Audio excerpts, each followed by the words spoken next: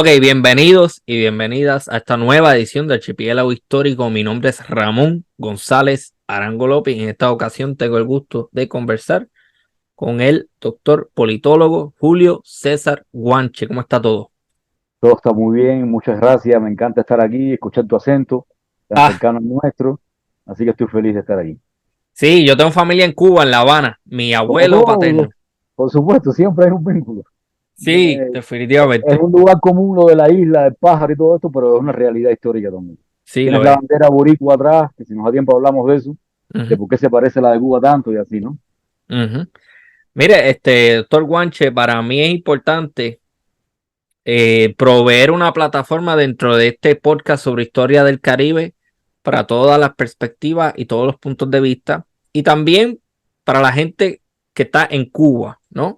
Que a medida, vamos a ser claros, hay mucha censura con gente que está en Cuba y se le da un poquito más de protagonismo a los cubanos fuera de Cuba en el debate político o lo que sea que le querramos llamar. Así que para mí es bien importante su participación el día de hoy. Gracias. El tema a tratar, que es uno de sus temas de interés, es la entrada del socialismo a Cuba. Pero antes de comenzar, a mí siempre me gusta, para que la audiencia esté clara y todo lo demás, vamos a definir esos conceptos para que todo el mundo esté en el mismo nivel. ¿Qué es socialismo? Es muy buena pregunta empezar por ahí. Primero, una pequeñísima aclaración. Yo tengo mucho vínculo con Cuba, voy con frecuencia, trabajo sobre Cuba. No vivo en Cuba en este momento, por lo decía, por lo que tienes razón tú, tienes mucha más visibilidad. Normalmente las personas que viven fuera por muchos motivos Ujú. que los que están en la isla, es una desproporción, es una injusticia en la representación. Los cubanos que están dentro de Cuba deberían tener muchas más voces. Esto es aparte de la censura interna, nacional, dentro del país. Hay otros circuitos en los cuales fuera de Cuba también se privilegian más un tipo de voces que otras, sobre todo si son más favorables a las críticas hacia el sistema cubano y demás. Ujú. Normalmente tienen mucha más circulación. No estoy hablando de medios académicos. Los medios académicos suelen ser, cuando son serios, y son muchos los serios, suelen ser mucho más plurales, más tolerantes, y hay mucho más diálogo entre colegas. Hay mucha comunidad intelectual cubana, por ejemplo, en Estados Unidos, que es bastante conocida entre sí, que organiza eventos, que tiene mucho trabajo en común. Y eso, estoy hablando sobre todo de los espacios de reflexión política, que quizás hacia el final podemos referirnos un poco más a eso, ¿no? Claro. Pero con tu pregunta es importante empezar por ahí porque Mm, el socialismo se asocia con las ideas más recientes, sobre todo del siglo XX para acá, y específicamente en Cuba se asocia con lo que fue la posteridad de la Revolución del 59, que se declara formalmente socialista en el 61, pero que en ningún caso inventa el socialismo desde cero de la historia de Cuba, sino que tiene una larga tradición, que tú comentas que con razón, que viene del 19, pero en ningún caso era aproximaciones sumamente teóricas, sumamente específicas, sino eran más bien doctrinas políticas que en el primer momento estaban, por supuesto, muy concentradas en la defensa de los derechos sociales, en la defensa de derechos laborales, en defensa de los derechos de las mujeres también. Hay una tradición anarquista socialista que tiene muchos vínculos entre sí desde el 19, que tanto en Cuba como en Estados Unidos, sobre todo en la zona cubana de Estados Unidos, donde más comunidad cubana había, por ejemplo en Tampa, donde hay muchas cubanas anarquistas con muchos vínculos con el socialismo que defienden esta, por supuesto, la participación de las mujeres en la política, un nuevo rol en la esfera pública para ellas, y así, con lo cual son temas que no pasan en ningún caso en el 19 por el marxismo. De hecho, la inmensa mayoría, no, tampoco es que sean infinitos, ¿no? Pero el grueso de las corrientes socialistas que entran a Cuba son más bien de inspiración anarquista, críticas del marxismo, y los marxismos que van entrando son más bien, llegan a Cuba de un modo más bien como objeto de difusión. No hay en el 19 pensadores marxistas cubanos, que no es algo que aparecerá hasta los años 20 del siglo XX. Entonces se puede hablar específicamente de un marxismo cubano, ya en los Ujú. 20. Pero si me preguntas, ¿qué era el socialismo en el 19? Era un ideal de justicia social, básicamente, y al ser un ideal de justicia social, entonces era un ideal nacional, era un ideal antiimperialista, sobre todo a fines del 19, y era un ideal también de democracia económica. De eso podemos seguir hablando también si quieren, ¿no? Ok. Hago la pregunta y pido la aclaración porque en la mente de mucha gente el socialismo y el comunismo son la misma cosa. claro. Y hay unas diferenciaciones, y por eso quería empezar por Sí, ahí. de hecho, a ver, el comunismo es una doctrina también bastante reciente. De hecho, el socialismo, en su versión moderna, es un resultado por la izquierda de la Revolución Francesa. Por otro lado, el liberalismo, que son grandes corrientes políticas que surgen en ese marco ideológico, en ese magma ideológico de la, de la Revolución Francesa. Por supuesto, hay alguien que te puede mencionar prácticas de tipo comunista, por comunales o comunitarias, en un largo periodo, lo conocemos como medioevo, prácticas incluso de iglesias populares. Hay muchas tradiciones que podrían ser calificadas de comunistas, pero en el sentido moderno que tiene la expresión, francamente es algo que como socialismo se puede hablar solo básicamente después de la Revolución Francesa, y realmente como comunismo, aun cuando hay Babeuf y otros pensadores pueden ser calificados de comunistas durante la propia Revolución Francesa, ya como una palabra, un concepto, una tradición política, algo mucho más acabado, es básicamente una cosa del siglo XX, y sobre todo específicamente en el medio de la Guerra Fría, cuando para diferenciarse de lo que era el comunismo soviético, muchos socialistas enfatizan la diferencia entre socialismo y comunismo justo para decir, somos socialistas pero no somos comunistas porque comunismo terminó representando básicamente el régimen de la Unión Soviética en el siglo XX. Hasta que esa discusión se produce en esos términos.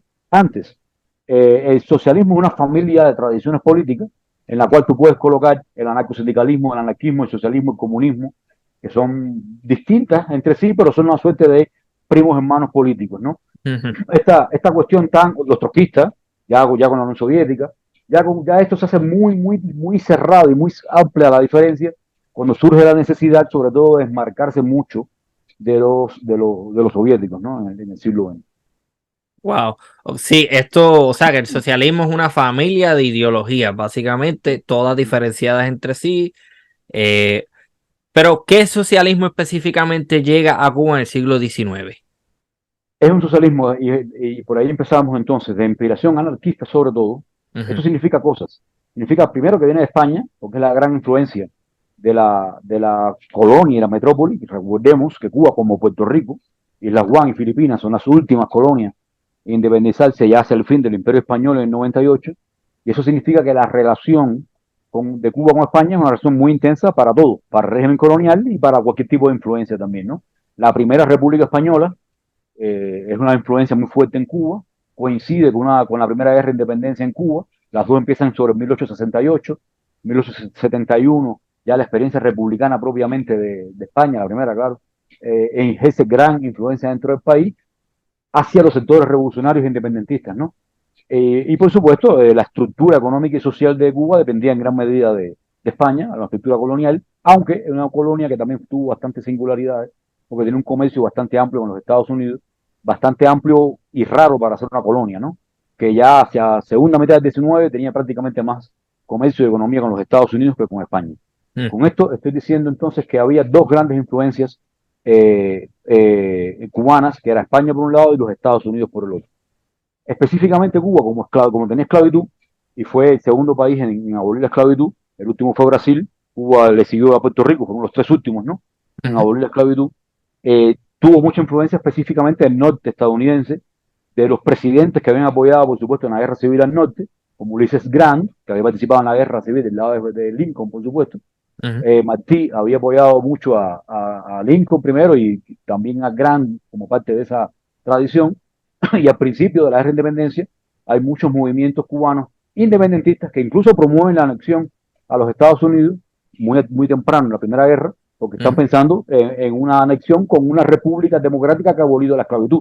Están pensando en eso, no en entregarse a lo que luego será llamado el gigante del norte, ¿no? Ujú. Digo eso porque la influencia de Carlos Marx, de Alemania y de la Europa industrial en Cuba es muy marginal.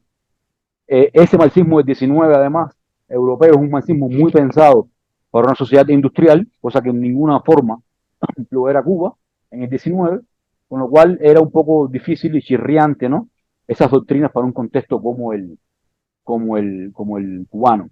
De hecho, la lógica internacionalista, cosmopolita internacionalista de Marx, esto de que los obreros no tienen patria, que es una idea realmente interesante y muy en la línea del cosmopolitismo democrático europeo, de Kant, por ejemplo, y demás, en Cuba tiene otra lógica, porque si bien José Martí, por ejemplo, dice patria es humanidad, en esa misma lógica, de internacionalismo cosmopolita. Por otra parte, está defendiendo un concepto de nacionalismo popular que es muy distinto al del marxismo de tipo marxista europeo, ¿no? Ujú. Donde hay un conflicto de clases, de obreros con patronos. En Cuba el nacionalismo impone otro marco de análisis y en el cual, si tú estás tratando de generar un proyecto nacional popular, tu primer objetivo no va a ser disputar los obreros con los patrones, vas a tratar de conseguir apoyo de unos y de otros, ¿no? Porque es un proyecto nacionalista el tuyo en primer lugar.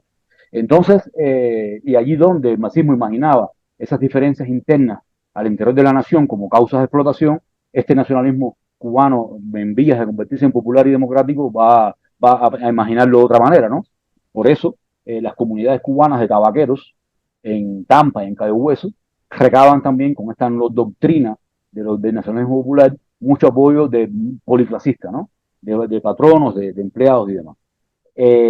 Por eso entonces también el socialismo que va a entrar a Cuba en el 19, por producto de esta influencia soviética, perdón, soviética será mucho después, Sí, de sí. esta influencia estadounidense Ujú. es es una, eh, pasa mucho el socialismo estadounidense de la época por las influencias que recibe Martí.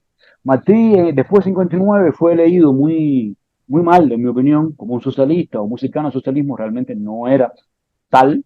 Hay un muy buen texto de epitafio a la muerte de Carlos Marx, escrito por Martí, que empieza con una frase muy famosa que es: como se puso del lado de los débiles, merece honor.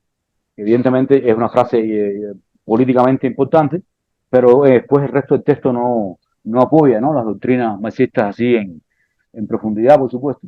De hecho, ha sido asociado con Martí con ideas más cercanas a Herbert Spencer, pero eso también es un error, me parece una mala lectura de Martí, porque si uno analiza más en profundidad, analiza la obra entera, una con otra, sobre todo su periodo de tantos años en Estados Unidos, fueron 20 años, vivió más en Estados Unidos que en Cuba.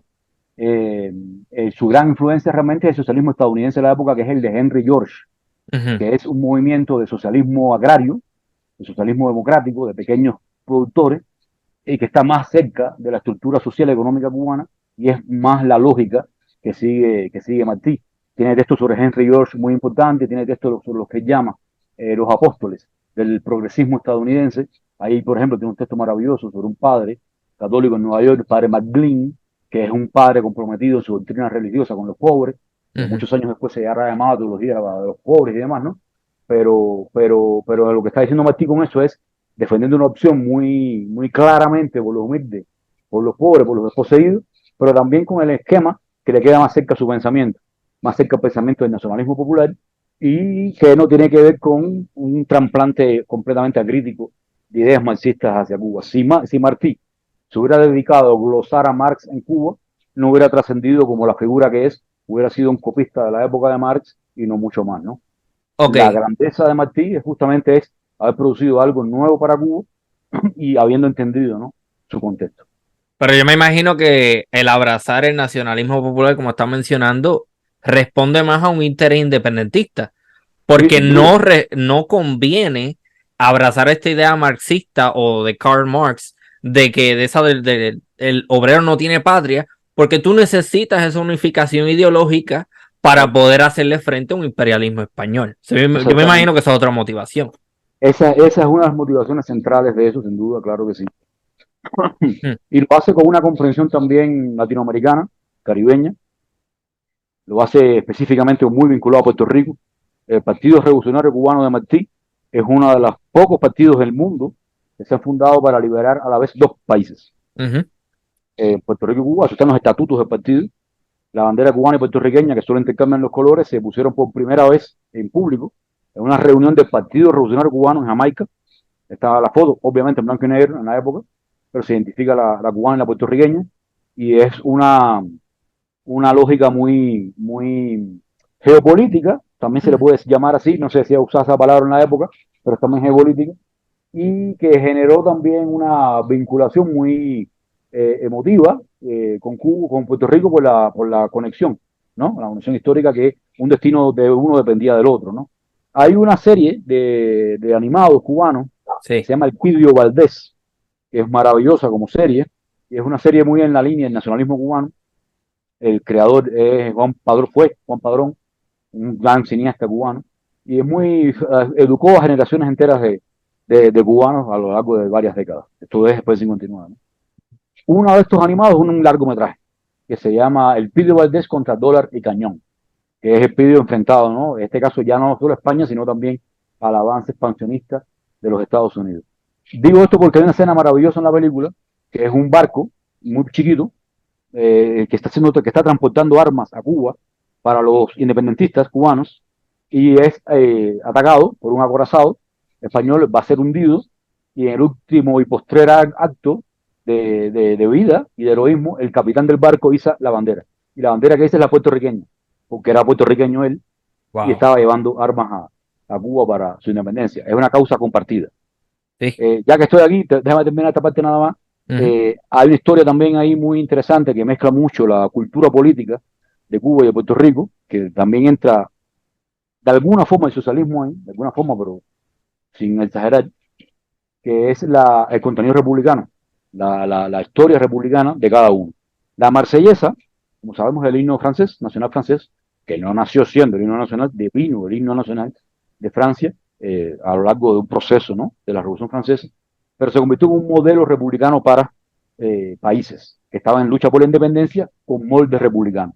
Por eso, el himno nacional cubano se llama La Bayamesa, en homenaje a la marsellesa. Mm. Y por eso la borinqueña tiene ese nombre como homenaje a la marsellesa. Ese es otro vínculo de Cuba con Puerto Rico que vincula ideales socialistas, republicanos, explicados en esta parte del mundo como nacionales o nacionalistas, Ujú. pero que es un nacionalismo que igual, si tú lo miras, tiene contenidos muy parecidos al socialismo de la Revolución Francesa en ese sentido, ¿no? Democracia para el mundo laboral, democracia de pequeños propietarios, ese tipo de justicia social, por supuesto, igualdad, fraternidad, ese tipo de Mm. cosas, ¿no? Tengo un comentario que hacer y si ciertamente tienes razón en ese planteamiento de que Puerto Rico y Cuba a lo largo del siglo XIX y posteriormente se apoyaron mutuamente en su búsqueda de independencia, también hay que clarificar también que la participación puertorriqueña siempre tuvo un carácter individual, Uh -huh. porque se ha querido decir en estas últimas décadas que el independentismo puertorriqueño era o principalmente, vamos a decir, financiado o impulsado por los cubanos. Y si bien es cierto, y esto obviamente tiene una razón de Claro, ser, claro, claro. quitarle peso al movimiento independentista puertorriqueño y demás. Pero si hay, sin duda alguna, hay una cooperación bien estrecha, pero quiero clarificar para mucha gente que los puertorriqueños no necesariamente no necesitan de otras naciones o no han necesitado de otras naciones para procurar su propia independencia. Hay un apoyo, pero no dependemos de Cuba en ese sentido. Como se ha querido plantear en estas últimas décadas, que lo he escuchado muchas veces y eso se utiliza, ese argumento se dice como para, sí, si no fuera por los cubanos, la independencia de Puerto Rico realmente nunca hubiese sido una causa. Sí, entiendo lo que dices, entiendo, y es muy lamentable, además, es muy desinformado, es muy Uh injusto -huh, con la causa misma de historia de Puerto Rico. Siempre aparece un hermano menor que depende de uno mayor, en este caso los cubanos dependíamos de los soviéticos, una época, hubo mucho apoyo soviético en los años 70, hubo muchas también políticas propias de los cubanos en los años 70, por uh ejemplo, -huh. respecto a África. En el siglo XIX, yo supongo que esto sea un poco, este discurso, sea un Sí, poco después del 59, bastante falso además, sí. eh, bastante no, muy falso, porque Cuba hay una representación diplomática puertorriqueña que lleva a un partido básicamente, que trata de ser plural y representa entonces el movimiento de la independencia en general, ¿no? Pero de ahí es muy chiquita, lleva mucho tiempo en Cuba y no tiene mucho peso material para nada, ¿no? En Cuba. Mm. Entonces, decir eso es un poco el cuento siempre de que cualquier movimiento progresista de América Latina está financiado por alguien. Antes por el oro Moscú, luego por no sé quién, esas cosas que no tienen mucho valor, salvo que se repiten, y alguna gente termina creyéndolas, ¿no? En el Mm. 19 es todavía más clara la diferencia con ese tipo de opinión que estás mencionando, porque claro, después de 59 no estaba en el poder, que tiene recursos, y algunos dicen que sí, que hubo apoyo. Ya sabemos que eso es muy matizable. Pero es que en el 19 es una cosa totalmente distinta. Son actores absolutamente personales que han creado movimientos con un esfuerzo extraordinario, que han pagado con el dinero de su salario, de su semana, 5 pesos, Muchas veces la causa de la independencia se encuentra una maravilla de dinero en la época. Y hay un cuento famoso de Martí, donde un tabaquero pone los 5 pesos a la semana y dice, usted está enfermo, usted no puede ponerse dinero. Y el tabaquero dice, yo prefiero morirme antes que seguir viendo, tal cual. Esto ahora parece propaganda, pero así lo decían. Ujú. Yo prefiero morirme antes de ver seguir viendo a mi patria esclava, es la frase que uso.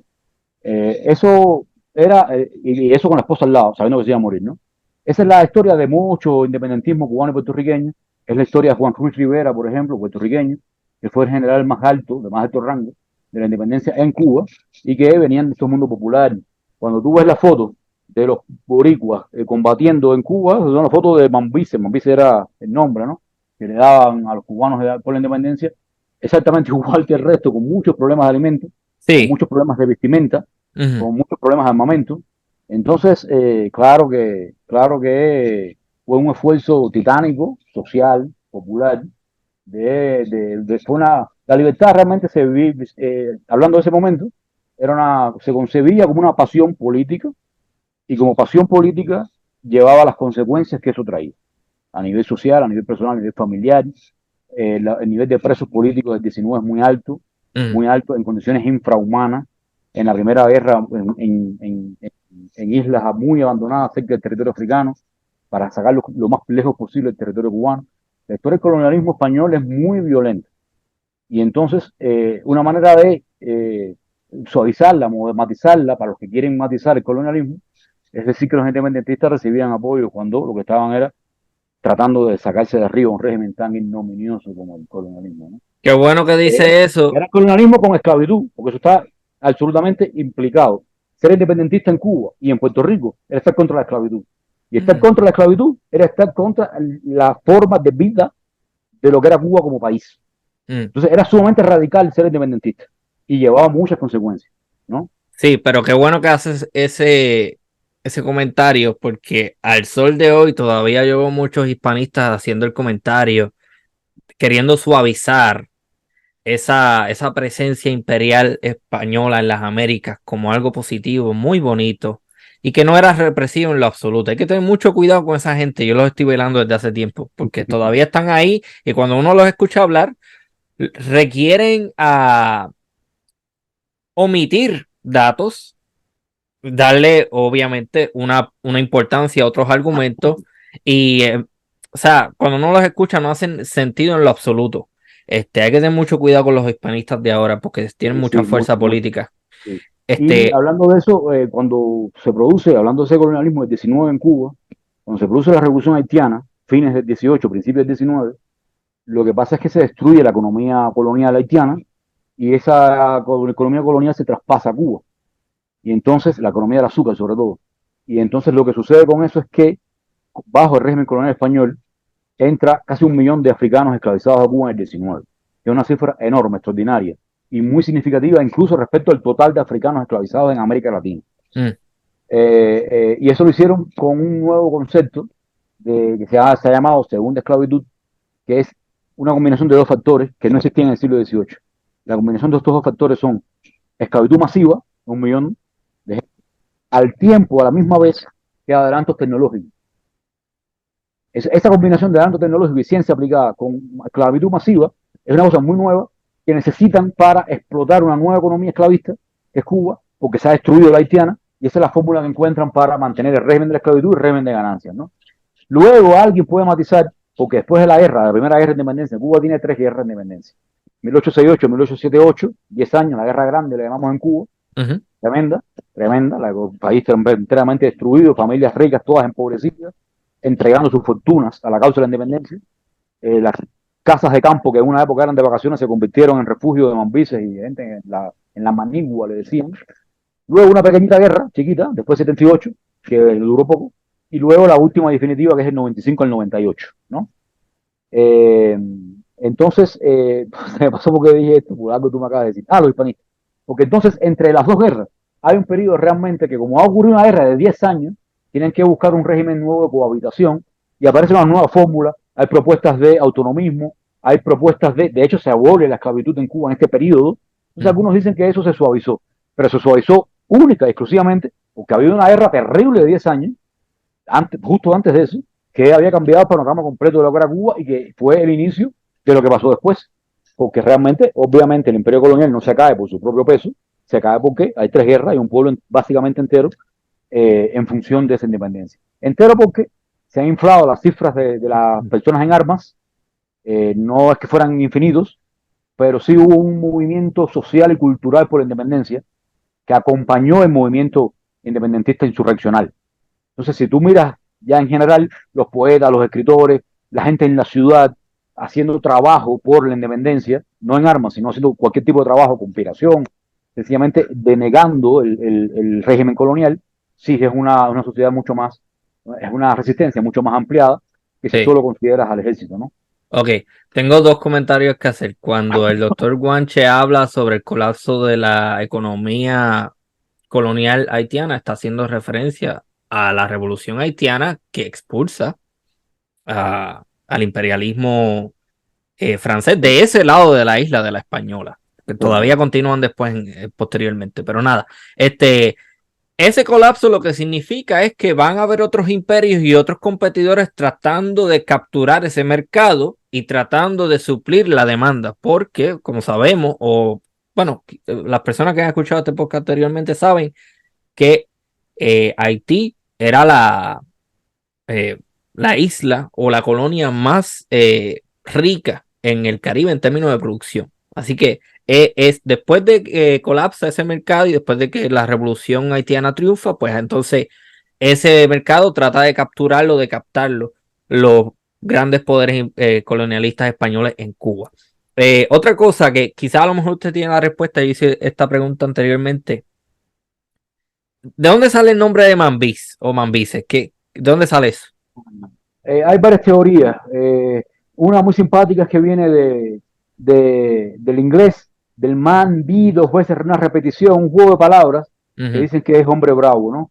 Pero eso parece ser una cosa un poco exagerada. Una opción más clara es que viene del mundo de las lenguas de origen africano en Cuba, Mm. que es la tesis, por ejemplo, de Fernando Ortiz sobre el origen del término mambí. Ok, Fernando entiendo. Ortiz es el gran antropólogo cubano del siglo XX. Y esa teoría parece ser la más aceptada. Es una lengua con origen en los idiomas africanos hablados en Cuba. Entiendo.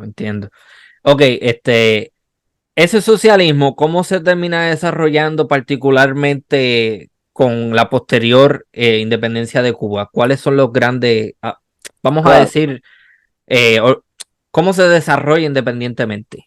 claro. Bueno, ya ahí me faltó un nombre que es clave, poco conocido fuera de Cuba, que es clave en la fusión del primer socialismo cubano con las teorías de la República Democrática Francesa, de la Revolución Francesa, que es Diego Vicente Tejera, Ujú. un líder, también es el movimiento obrero, que tiene vida en Estados Unidos, que es un intelectual, que funda periódicos, que está cerca también del ideario de Martí, y que es muy clara, que es la primera combinación clara en Cuba de socialismo con republicanismo. Mucho más clara que Martí, porque ya expliqué que el socialismo en Martí es un poco más lejano, ¿no? Pero estos fines del 19. Todavía a fines del 19, a altura del 90, después de la ocupación estadounidense en Cuba, para los que no están muy al tanto, les hago un pequeño recordatorio, la guerra cubano-hispana estadounidense, que los españoles y estadounidenses llamaron hispano-estadounidense solamente, quitando a Cuba de la ecuación, eh, termina en el 98 con un estatus muy raro, todavía no existe nada que se haga parecido a cosas con que vendrán mucho después, como un estatus de Estado Libre Asociado, o cosas muy posteriores. Ahí no se sabe qué va a pasar. De hecho, para Lenin, el neocolonialismo empieza con Cuba en 98, porque es un estatus raro en el cual te reconozco la independencia, te reconozco tu bandera, te reconozco tu isla, tu escudo, tu bandera, tus símbolos, pero al mismo tiempo estás completamente dominado casi en condición de protectorado, ¿no? Por Ujú. mí.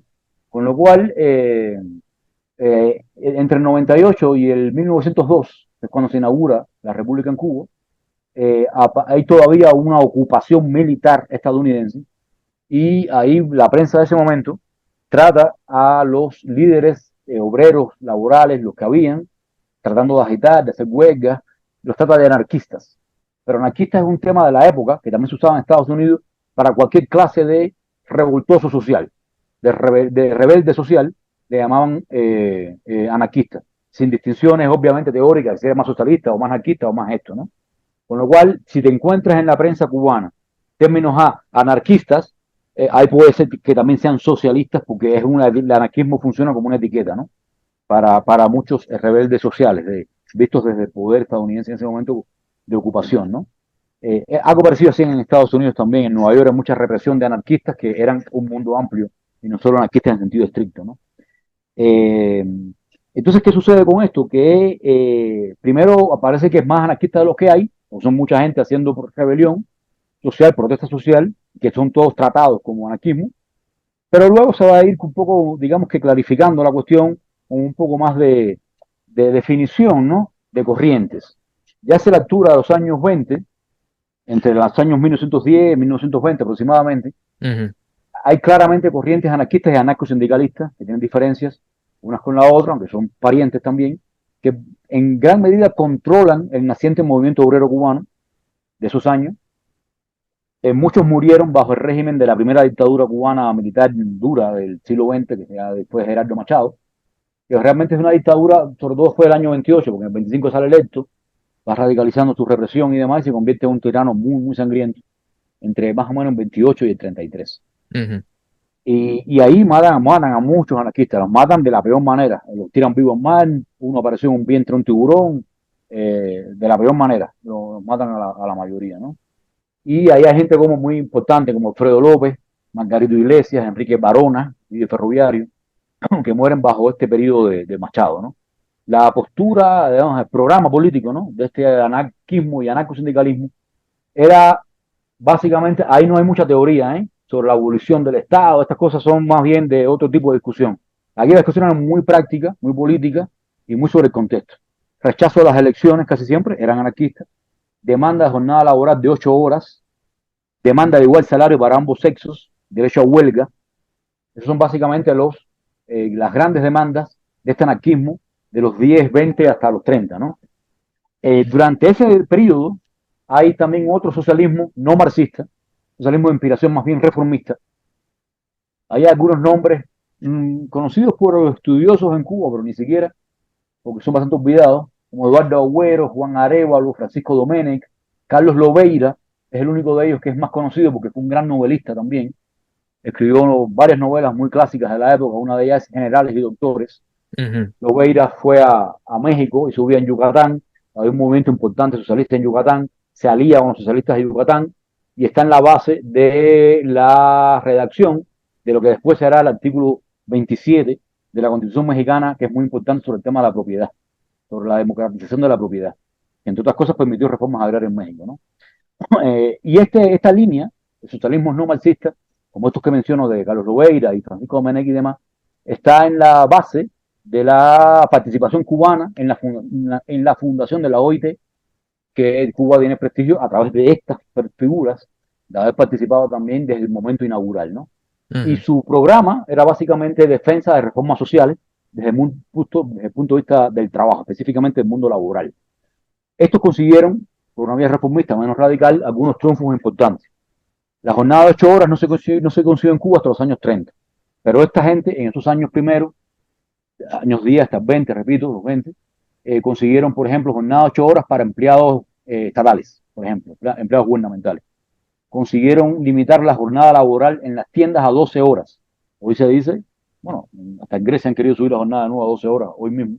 No, y En esa época, En Costa Rica escuché que la querían subir a 12 horas y no trabajaba 3 días, una jodienda así. bueno, candela. Bueno, esta es la jornada laboral para tiendas, para empleados de tiendas, de 12 horas, se logró como en el año 13, 1913, y fue un triunfo histórico, porque trabajaban 16 o 18 horas. También consiguieron la prohibición de trabajo para menores de 14 años, consiguieron una ley de accidentes del trabajo importante para su época, pero tuvieron un régimen bastante de convivencia con Machado, y por eso también, con Machado, este dictador sangriento que estoy mencionando, y también por eso han desaparecido un poco, ¿no? Del mapa de los socialismos cubanos, porque bueno, también esa colaboración les costó cara, ¿no? A nivel político. Ok, quiero hacer un paréntesis. Ajá. Quiero hacer un paréntesis que me parece bien importante hacerlo. Menciona la guerra hispanoamericana o la guerra cubano-hispanoamericana, lo que sea. A mí el Ajá. término guerra hispanoamericana me resulta bien problemático porque es un título que parece ser que te dice que en efecto solamente hay dos potencias imperiales Bueno, que se puede pelear que si Estados Unidos en ese momento es un imperio o no, eventualmente se va a convertir en un imperio, eso lo tenemos claro. El asunto es que aquí hay dos potencias peleando y a mí el hecho de que se saquen Cuba, Puerto Rico, Guam y Filipinas también, porque esa guerra se peleó en Filipinas, es problemático porque ese título lo que le hace pensar a mucha gente es que esto es solamente dos potencias peleando y aquí realmente había gente cubana peleando también, puertorriqueños peleando también en Guam y en Filipinas. Ese era el paréntesis que quería hacer No, porque, muy importante paréntesis, Ramón, porque en Filipinas había 60.000 gente sobre las armas. oh, claro. En Puerto Rico menos, pero había. O sea, esto es una cuestión realmente de borramiento. Lo ha hecho muchas películas después, incluso en la época de ya la crisis de octubre, ya después de 59, otras películas muestran otra realidad donde también borran a Cuba, cuando por ejemplo muestran solo a la Unión Soviética de los Estados Unidos en el tema de la crisis de los misiles, de octubre de 62, que Cuba aparece como un telón de fondo. Muy típico de la imaginación eh, colonialista al final también, ¿no? Sí. Eh, pero lo que tú dices es importante también, y no puedo hablar de todo cada detalle porque son cosas todas importantes. El tema de los Estados Unidos en 98, un imperio, es una buena discusión para los historiadores también. Mm. Y está claro que es la presentación ante el mundo del imperio estadounidense, pero que no es un imperio desde el año 1822, es un imperio en formación. En Cuba hay un tema importante en el año 1873, que donde hay un barco, que no puedo hacer el cuento entero ahora, hay un barco que es detenido por los españoles en aguas cubanas, Ujú. perdón, en aguas británicas, lo persiguen en aguas británicas, lo toman en aguas españolas, fusilan a 50 gente de un tiro en Santiago de Cuba, en el oriente del país, y entre ellos fusilan a el capitán del barco, que era un ciudadano estadounidense. Se llama un escándalo internacional tremendo, y parecía que eso iba a ser la causa final de la entrada de Estados Unidos en la guerra, 1873, de la primera guerra de independencia cubana. Wow. Lo que hace los Estados Unidos es calcular, dice, nuestra armada, nuestra fuerza naval no compite en este momento con los estadounidenses, con la española, no vamos a intervenir en la guerra de Cuba. Los 10 años de la guerra se pasan con una política de neutralidad, que es otra cosa que lo único que hace es darle ventaja a los españoles colonialistas, claro, y empieza una política de modernización de la flota naval estadounidense y de Oh, otras sí. muchas cosas Alfred Mahan, bien importante. que termina en el 98 con el Maine. Y el Ajá. barco Maine no es el primero que explota en aguas cubanas. O sea, el otro había sido detenido en aguas cubanas, pero en condiciones distintas, llamado Virginius, aquel primero. Y lo que el Maine pudo haber sido en 1873, y no ocurre porque Estados Unidos no tiene la estatus de potencia imperial que sí va a tener para el 98 y usa el pretexto en Maine para entrar a esa guerra. Y como tú bien dices, no solo borra a Cuba, yo lo dije mal, borra a 4 naciones en lucha por la independencia, ¿no? Sí, para la gente que le interesa este tema, yo creo que una de las personas vitales para la modernización de la Armada estadounidense, que a su vez adquiere las condiciones para poder pelear en condiciones iguales o desiguales, como usted quiera, contra los españoles. Si quieres saber más sobre eso, hay un libro del capitán de la Armada, no recuerdo el rango, pero era un oficial de la Armada estadounidense, Alfred Mahan. Todo lo que escribió ese hombre se hizo realidad. Así que eso es bien importante. El tipo estaba hablando de un canal en Panamá, el tipo estaba hablando de puertos en el Pacífico, de la invasión en el Caribe. Todo lo que ese hombre habló se hizo realidad. Muy importante teórico bélico en Estados Unidos. Ok, ¿qué pasa entonces en esa primera mitad con el socialismo cubano y cómo se transforma entonces con la llegada del movimiento M26, Fidel Castro y todo ese grupo? Claro, muy buena pregunta también. Hay todavía antes del 59, todavía hay más. Hay feminismo amplio en Cuba, una vertiente liberal, una vertiente socialista. La vertiente socialista, el feminismo, decía, el voto no es nuestro horizonte. Nosotros queremos una sociedad sin clases, así, las mujeres cubanas de los 30 sobre todo. Algunas llegaron a ser parlamentarias, crearon organizaciones, crearon periódicos, y es un momento importante también, poco conocido, ese feminismo socialista, incluso el feminismo liberal. En general, el feminismo no ha sido muy, hasta los últimos años, más reciente, que sí ha tenido más presencia, fue abandonado en una época como historia, ¿no? En el campo de los comunistas, ya lo que hablamos ahorita como comunistas, de ya más específicamente vinculado a un partido comunista, lo que ocurre ahí es que los socialistas se separan muy claramente de los comunistas a la altura del año 25, porque se funda lo que será el primer Partido Comunista de Cuba. Se crea, como era típico de la época, como una sección de la Internacional Comunista. Lo que existían eran varias pequeñas asociaciones y lo que hacen es unirlas en este primer partido, ¿no?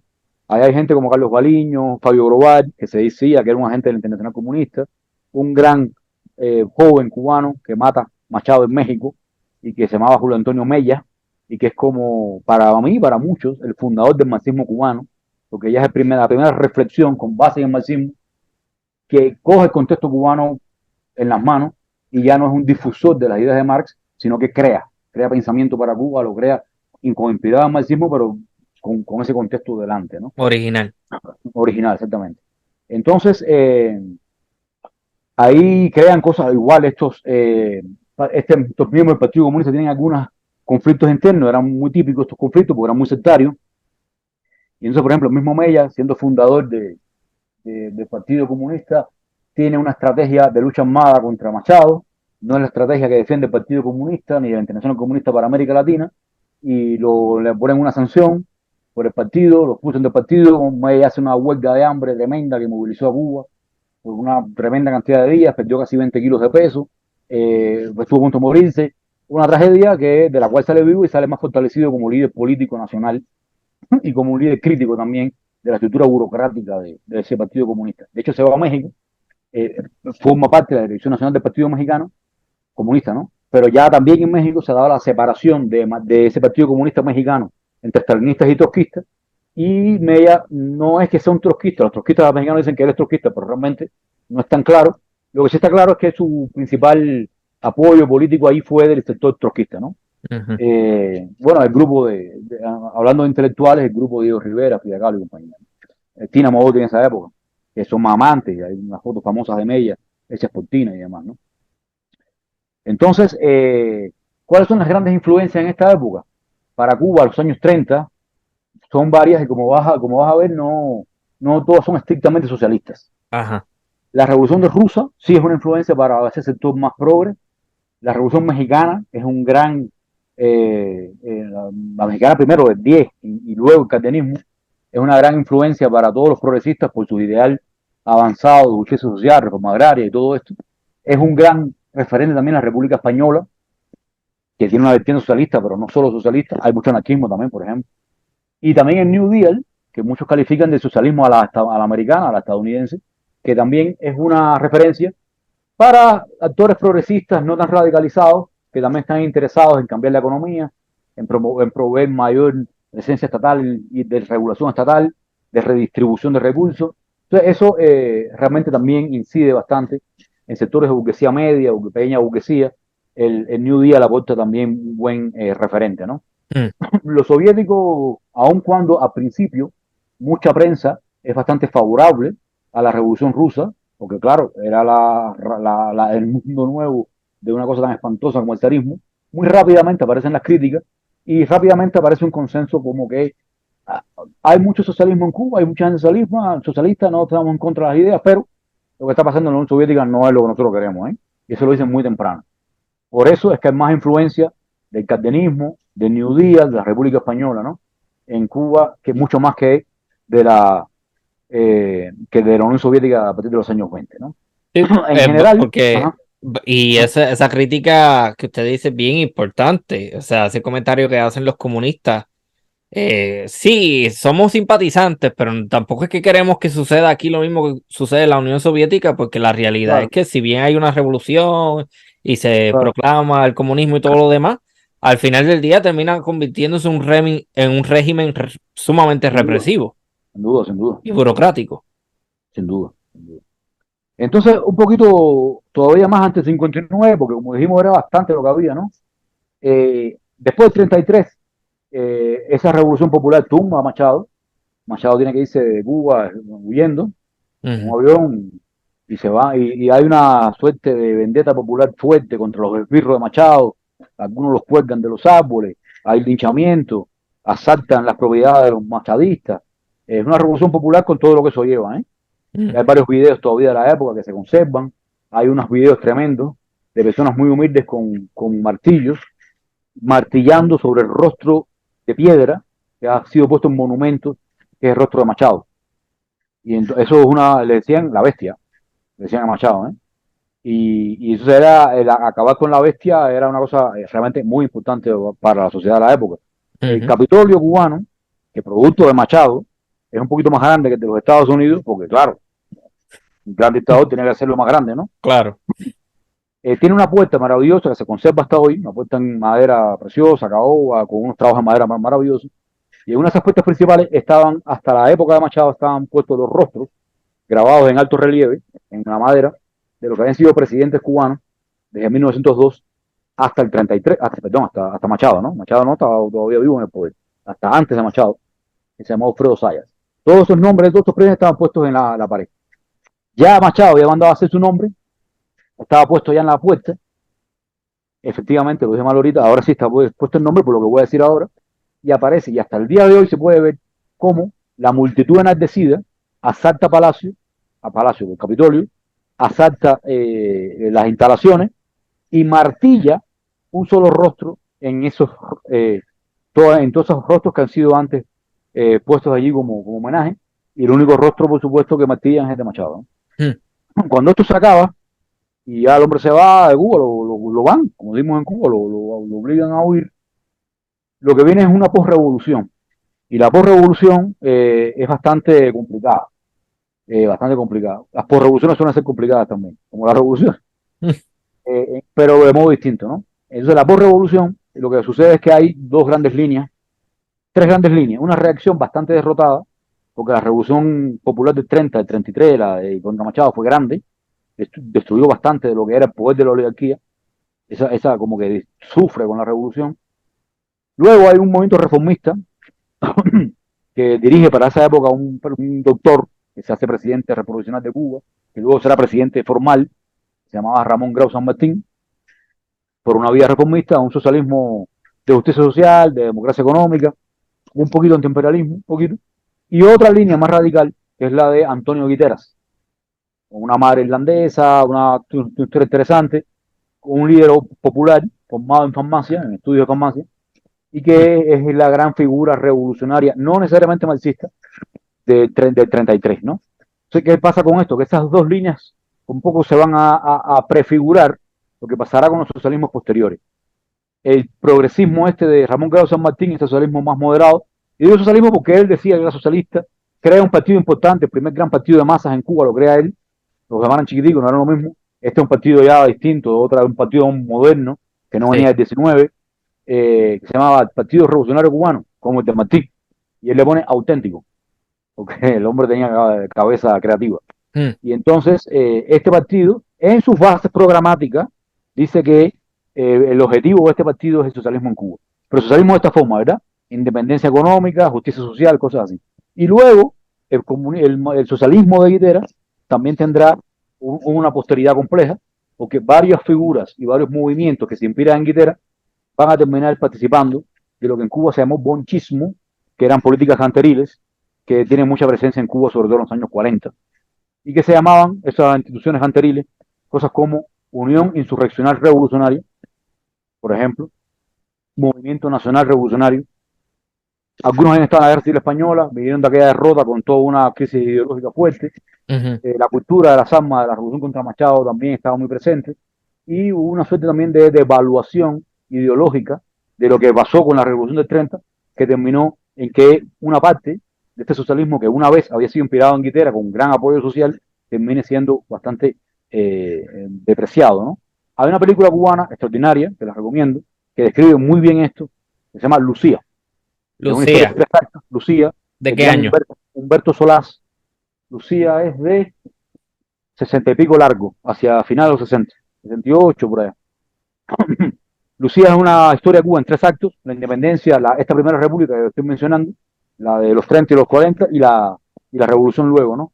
El episodio del medio, el de la república, describe muy bien este, este, esta depreciación, esta devaluación ideológica que Ujú. recibe el movimiento popular en Cuba sobre la segunda mitad de los 30.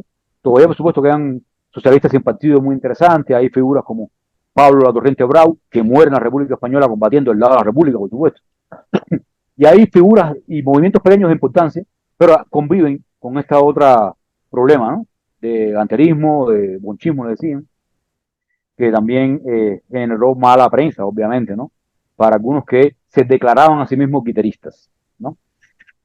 Ok, entiendo. Entonces, ¿qué aporta la Revolución Cubana al panorama en lo que a socialismo se refiere? Entonces, ya en los 50, hasta aquí estaba hasta los 40, ¿verdad? Ya en los Ujú. 50 aparece un magma ideológico muy amplio, muy plural. El 26 de julio tiene mucha gente dentro. El 26 de julio es un movimiento de tipo policlasista, nacional, que tiene marxistas, socialistas y cualquier otra categoría ideológica. Es muy Plural. plural, es muy Sí, plural. Que sí. no es un partido político, es un movimiento. Eso también marca parte de esa capacidad de albergar esa diversidad.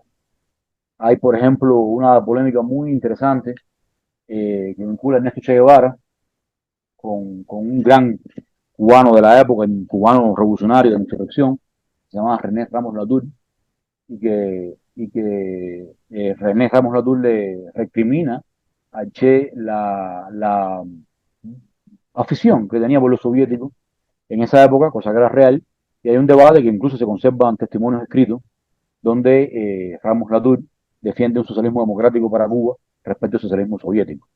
El propio Che Guevara, después de 59, va a tener una evolución crítica hacia los soviéticos, también, esa es otra Oh, historia sí, sí, posterior. es más maoísta.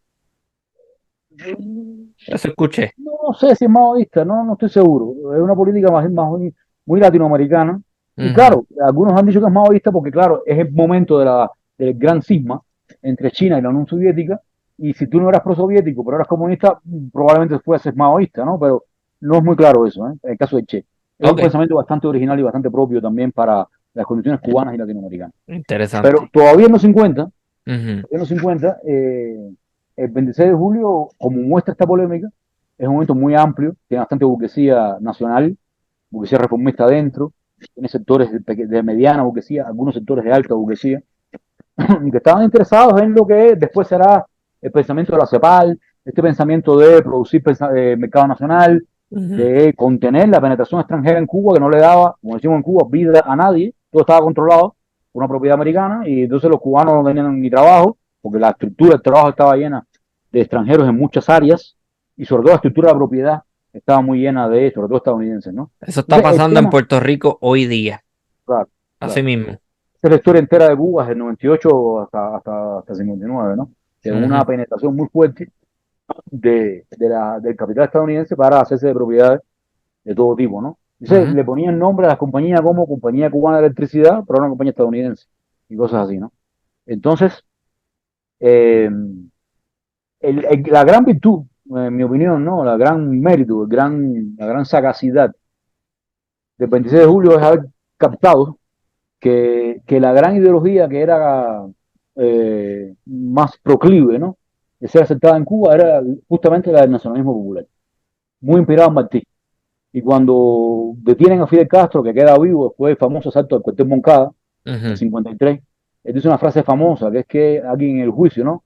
Le preguntan quién había sido el autor intelectual de ese ataque. Bueno, el autor intelectual era culpable de primer grado, ¿no? Del ataque. Y entonces lo que dice Fidel Castro es José Martí. Ah, Obviamente es un giro retórico, sí, un giro claro. simbólico, pero no dice Carlos Marx, ese es el Ajá, tema, ajá. por supuesto.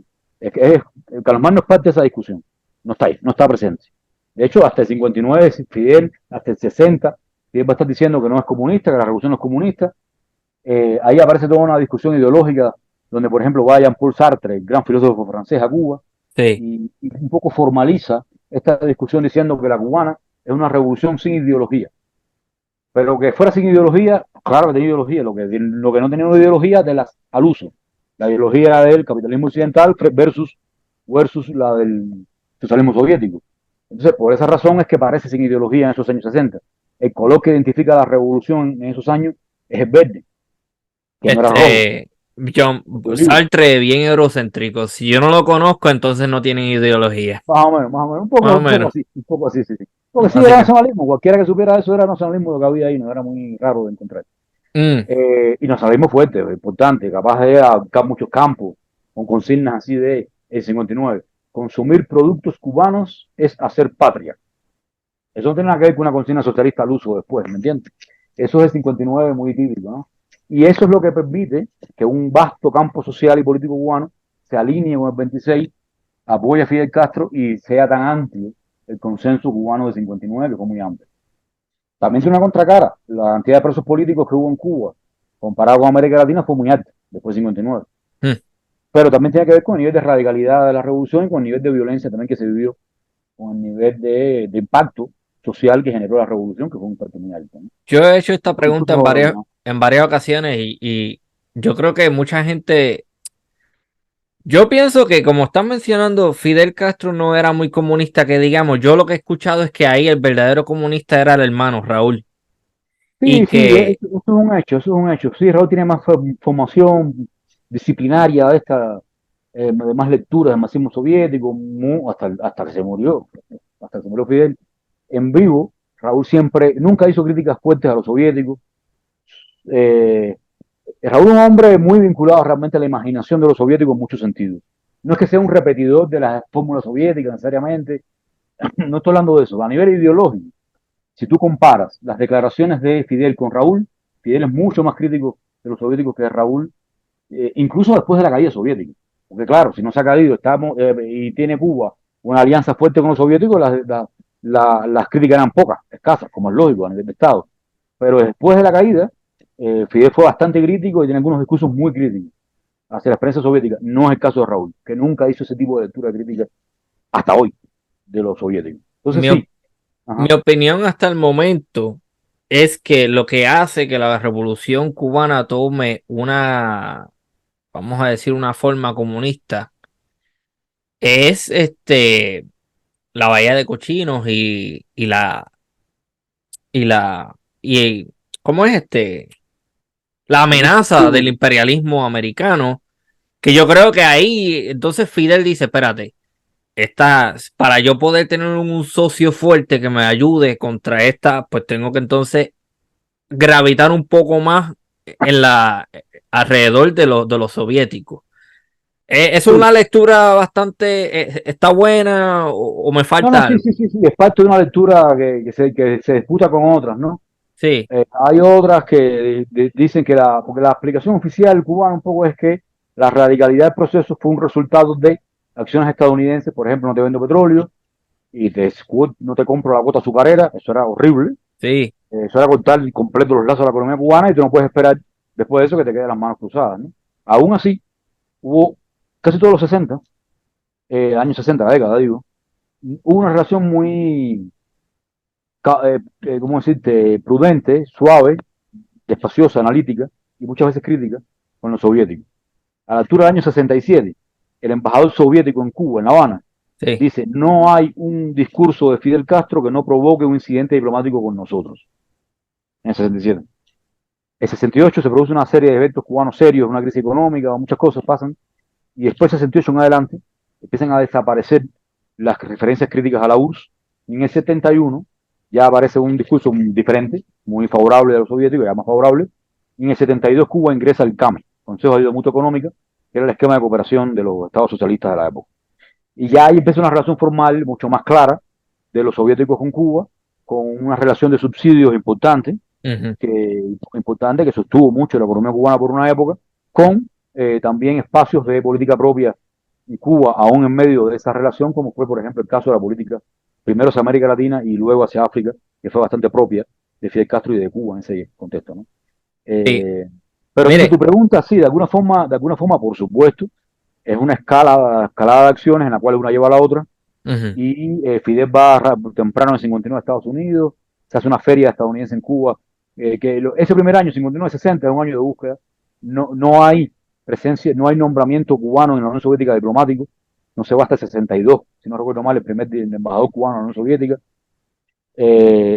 Ya se están produciendo, crecientemente se irán produciendo las críticas del Che a la Unión Soviética. O sea, no es esta historia de que en el 59 Cuba soviética y ya todo estaba marcado y todo sí. estaba claro y todo estaba definido. Ujú, Es un proceso en curso, tú puedes leer qué alternativas tenía el gobierno cubano, puedes decir, bueno, tenía esta alternativa, tenía esta otra, o no tenía ninguna. Tú puedes discutir eso, pero lo que está claro es que es un proceso que se va armando a sí mismo y que no estaba embedded, ¿no? No estaba comprendido del todo de lo que iba a pasar en lo que fue el primer año 59-60, eso se fue armando, ¿no? Sí, Ah. mire, tenemos como 14 minutos que nos faltan.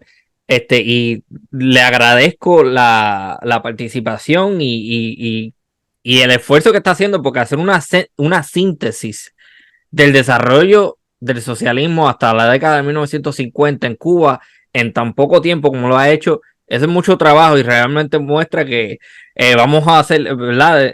Con respeto, el tipo sabe de lo que está hablando. Bueno, Eh, se hace lo que se puede. Seguro.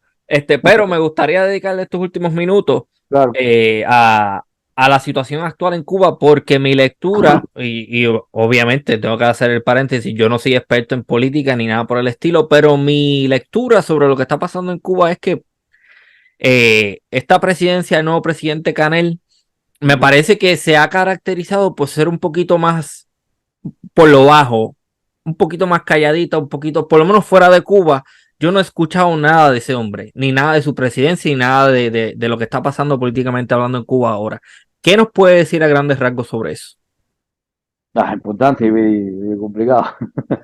No de responder, sino de asumir, porque es un tema también en el país de uno, ahí tengo mi vida, mi familia, es difícil hablar también a nivel personal, es doloroso, digo. Sí. A nivel analítico, por supuesto, tengo muchas respuestas, ¿no? Y también a nivel personal. Quizás lo que tú estás viendo no es tanto una política de bajo radar, sino una caída también de la presencia de Cuba en la escena internacional y específicamente en América Latina. Hubo una teoría que explicó mucho, por mucho tiempo, de lo que había significado la Revolución Cubana, que es lo que se conoce como el excepcionalismo cubano. Entonces, el excepcionalismo cubano empezó en el 19, por todo lo que dije, la colonia rara aquella que teníamos más comercio con los Estados Unidos que con España. Hubo muchas cosas. La primera, el neocolonialismo de la historia, la enmienda Platt, eso es primera vez que se hace en la historia, se hace con Cuba. La caída del ejército de Machado, primera vez que se hace de esa forma, había solo un experimento medianamente parecido en Brasil, y que fue la primer gran derrocamiento de un gobierno después de la crisis de la Gran Depresión, porque estuvo en un contexto regional, ¿no? Ujú. Todo eso es muy excepcional realmente, pero todo eso se fue armando con un discurso de una singularidad cubana, en la cual Cuba era incomparable con el resto del mundo, con el resto de América Latina, y eso impidió ver a Cuba como parte de un proceso mayor y comparar a Cuba con otros ítems, ¿no? Con otros indicadores, ¿no? Entonces, esa excepcionalidad para mí ya es un discurso abandonado, que hay que abandonar, que es conveniente abandonar. Cuba se parece cada vez más a América Latina y a la vez tiene menos influencia cada vez en América Latina. Las discusiones intelectuales, incluso de las izquierdas, tiene poca presencia Cuba en sus prácticas actuales como referente. En mi opinión, dejó de ser un referente hace tiempo. Hay otras cosas que se conservan mucho prestigio. Todavía incluso hoy que están muy deterioradas, muy en crisis, muy críticas. Temas como la salud o la educación, por ejemplo, tienen gozan mucho prestigio, porque realmente fue un largo periodo de gran calidad y de gran prestigio y todavía con razón se conserva eso en la memoria de mucha gente. Yo vivo en Ecuador, ahora como decía, y para mí es muy hermoso y muy gratificante políticamente encontrarme personas muy humildes, y son muchas, que me dicen, cuando me presento como cubano o me identifican como cubano, que le deben la vida de su hijo a Cuba, el sobrino se hizo médico en Cuba, que una nieta hasta iba a morir y la salvaron en Cuba. Esas cosas son muchas y son muy valiosas y son muy importantes, ¿no? Ahora, a nivel político, de lo cual también forma parte de la política médica, eso es parte de la política, no son cosas independientes, claro, pero de la política, más estrechamente política, al contrario de una política excepcional para bien, Cuba lo que se ha aliado a discursos más conservadores en la región, de criminalización de la protesta social. Hay más, ahora algunos salieron, llevó personas presas por motivos políticos después de las protestas del 11 de julio del 2021. El código penal que acaban de aprobar es un código muy punitivo. Entonces, hay una hicieron una constitución en el 19, uno de mis campos, el derecho constitucional, la estudié bastante, he publicado mucho sobre ella, que como documento, es un documento importante, generó una discusión interesante en Cuba y Mm. prometía cosas que, en mi opinión, no solo no se han cumplido, sino que se han contrarreformado. Prometía más nociones de Estado de Derecho, de garantías de derecho, de protección de derechos. Eso, las nuevas leyes y leyes y decretos que se han aprobado después, en vez de fortalecer lo que tenía carácter progresivo la Constitución, lo que lo han es debilitado y enfatizado más visiones punitivistas y represivas, ¿no?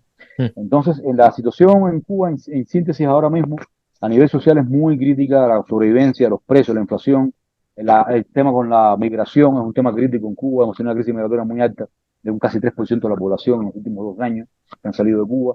Eso genera problemas de todo tipo, incluso para la fuerza laboral en el futuro del país, para las tensiones sobre el cuidado de la población cubana que está muy envejecida y que genera muchos problemas.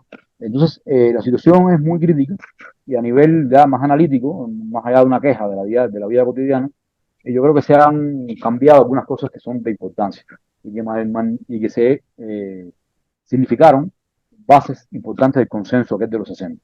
Uno de ellos fue una comprensión de la justicia social muy amplia, muy fuerte, muy poderosa, una movilidad social ascendente muy grande, que fue muy poderosa entre los 60 y los 80. Y eso dentro de un marco político bastante paternalista, de un Estado muy presente y también muy presente para mal, para autoritario, pero que al final producía intercambios de derechos también, de alguna fórmula, de alguna manera funcionaban como una fórmula, ¿no? Había una restricción de derechos políticos, pero había también un amplio disfrute de derechos sociales, y estas fórmulas han funcionado a lo largo de la historia en muchos contextos, no solo en Cuba, y no es que la gente sea un cálculo chiquitico y primitivo, sino que es parte de una dinámica mayor en la cual el cálculo es costos y beneficios, ¿no? Mm. Entonces, realmente eso unido a que la Revolución Cubana fue una revolución de verdad y se enfrentó de verdad a los Estados Unidos, eso generó unos episodios de heroicidad colectiva tremendos. Nuestros padres todos participaron de grandes epopeyas cubanas de aquellos años 60, como la campaña de alfabetización, por ejemplo. Mis padres hablan hoy con un orgullo tremendo de eso, aunque alguno de ellos pueda ser muy crítico de lo que pasa ahora, por ejemplo, ¿no? Entonces, esa historia de Ujú. dignificación nacional, de lo que conseguimos como pueblo. En América Latina en el 59 había una cosa muy clara. Tú puedes hacer una revolución con el ejército o sin el ejército, pero nunca contra el ejército. Eso lo hizo Cuba. Y lo hizo Cuba con un modo muy profundo que abarcó a mucha sociedad y con mucha historia también de pobreza, sobre todo rural, también urbana, pero sobre todo rural. Y donde testimonios, tú te encuentras testimonios en los 60, donde campesinos jamás habían comido con cuchara o tenedor. Pero así, uno famosísimo, un gran escritor cubano, que se llamaba Severo Sarduy, que regó un testimonio en la sierra y dice, yo nunca había dormido en colchón. O sea, esa Cuba es una Cuba, se lo olvidó ahora mucha gente que ya no existe, es una Cuba que es propaganda comunista, pero eso es cierto, está documentado, está escrito, y fue la Cuba muchos años. Entonces, haber combatido eso, haber sido parte de eso, hacer parte de ese cambio, generó también un tipo de socialización política, donde mucha gente aprendió de lo que era la política, se metió en política, hablaba de política y vivió un escenario nuevo también para mucha gente. Sobre todo los más humildes, ¿no? Que fueron los que más avanzaron, por supuesto, con ese proceso. Ok, Ajá, pero ya, para terminar la idea, perdón. sí. Si tú, eso por un lado, tú le sumabas además una de las sociedades más igualitarias del mundo, Ujú. unos índices de pobreza más bajos del mundo, tú tenías una fórmula que podías defender, está claro. Y además de Claro. eso, tenías una política internacional sumamente justa, hacia causas muy justas, como Puerto Rico. Eso era una fórmula que para mucha gente era bastante asequible, aunque no tenías que comerte el paquete entero, puedes tener tu crítica, pero tenías más cosas. Eso ahora desapareció mucho. Desapareció primero la memoria de esos vínculos, de esas conquistas. Desapareció la fórmula de los derechos sociales, ni siquiera como paternalismo. Ya la crisis es tan grande que en la capacidad de provisión del Estado cubano es bajísima. Entonces, realmente en un escenario como este, el consenso se erosiona mucho y las respuestas a esa erosión de consenso son respuestas más bien que limitan la política y restringen la participación política y reprimen la protesta social en lugar de buscar alternativas que sean más sociales, ¿no? Más populares, más democráticas, ¿no? Ok, en otras palabras, está habiendo un recrudecimiento de la represión en Cuba. Eso en otras palabras. Yo pienso que sin duda, el que quiera negarlo, que lo niegue, ¿no? Pero me parece que hay mucha claridad y hay mucha claridad documentable. Ujú. El número de presos políticos, la legislación que se ha aprobado, por ejemplo, así algunos ejemplos, no solo que no es opinión, es dato, ¿no?